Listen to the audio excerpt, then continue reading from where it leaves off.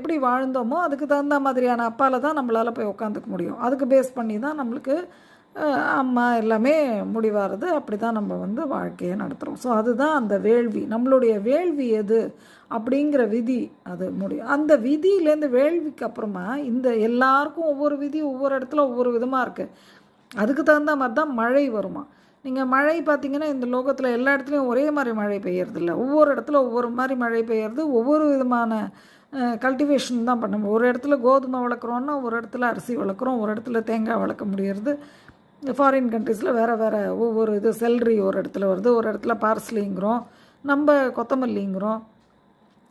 So இந்த மாதிரி பல விதமான இது அதை பேஸ் அப்படின்னா என்ன, அந்த மழை வந்து இந்த வேள்வி விதிகள் இருக்கு இல்லையா, அதை பேஸ் பண்ணி தான் மழை வருமா. அந்த மழையை பேஸ் பண்ணி தான் உணவு உற்பத்தி உண்டாகும் அப்படிங்கிறார். அந்த மழையை பேஸ் பண்ணி தான் ஃபுட் ப்ரொடக்ஷன்